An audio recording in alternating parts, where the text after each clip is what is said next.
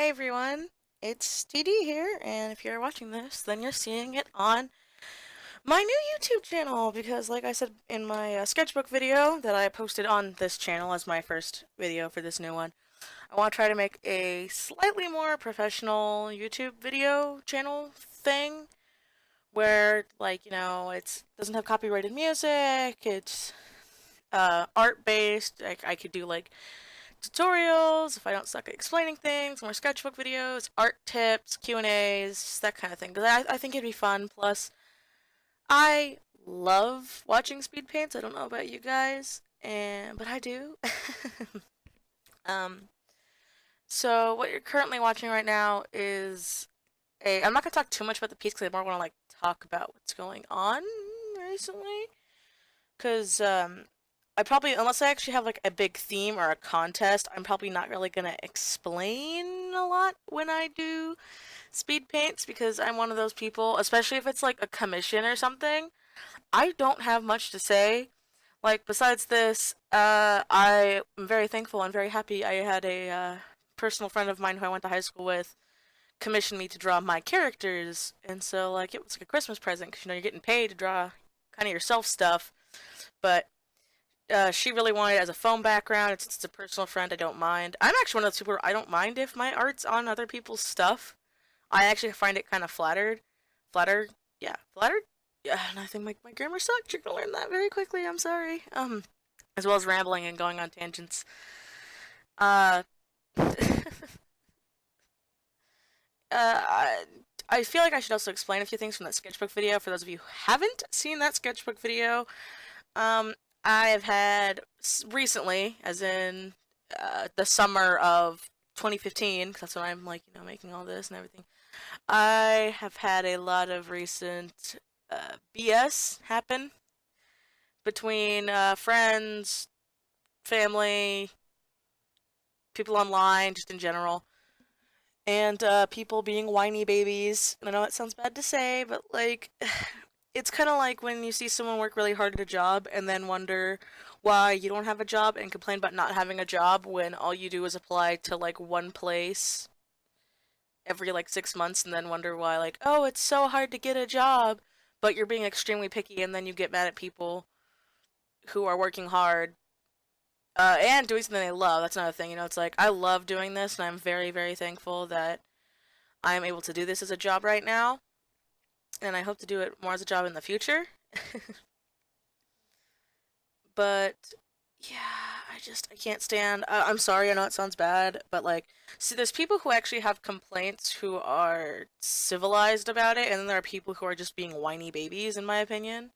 Like, I really can't think of any other way to say it, which is probably like, mean. I'm not trying to be mean, but like, I've had people who like honestly ask me like, "Hey, how can I get more commissions out there? I really want to get my." I mean, like they're polite about it and they're mature about it, and then I actually help them out. I'm like, "Oh, we'll try doing this, do this," um, get out of your comfort zone because a lot of people get stuck in a comfort zone and they don't really get out of it because they can do like this one thing really great. I have this problem where like if I can't think of anything, I default to the same pose and expression, and I'm really trying to break out of that. But if I'm just doodling in my sketchbook, I'm just like, screw it, I want to doodle something to doodle it.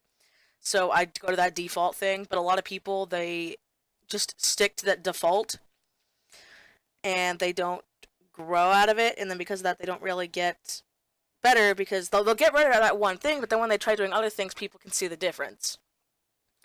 Like for the longest time, for me when I was starting out, the only thing I could do in my mind that looked decent was busts.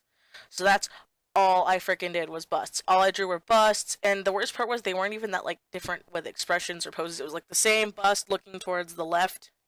I think it's the left. I'm always confused about the mirroring thing. Whatever, they were looking towards one direction with the same like smile and the same like eye expression, and I was just like, yeah, this looks great. And then I look back and I'm like, oh my god, that's all I drew. Like was that same expression because that's the only thing I thought looked good. So now, I mean, so the perk to that is now I can draw busts extremely fast. I can do a bust in like 5 minutes, I think, for like just the base sketch, not for really details. Like for commissions and everything, I like to take my time. I don't like to rip people off, which is another big thing I feel that I should specify about that other video is I really hate getting ripped off, and I know a lot of people do, but a lot of people just see dollar signs, and so they go for it over, like, quality work. And as an example of this, I have a friend who's a great guy, but even his girlfriend, like, agrees, like, we went to this thing, and he was like, "Oh my gosh, see that? Look, this guy's selling buttons for like $10. We could, if we got a button maker, we could sell buttons for $10." And we're like, "Dude, no one's gonna buy a button for $10. The only reason these buttons were $10 is because they were big buttons. They were like 5-inch buttons, and they also functioned as a bottle opener. Plus, it was at like a little street fair thing, and it was all like pictures you could find on Google. So like, yeah, the guy was making a profit off of just taking stuff off of Google, which I do not support. And so it's like there's that, but a lot of people just see, "Ooh, I can make this much money," and then it's like,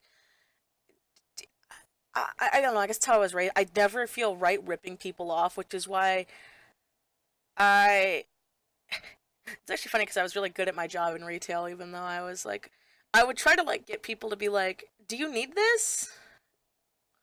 Like I would always get sales, so my managers loved me. But at the same time, there'd be people who would be like, "Yeah, I don't have a lot of money right now, but I really, really want to get this." And then part of me is like, on the inside, I'm like, if you're tight on money, then why don't you just wait? This is gonna be here.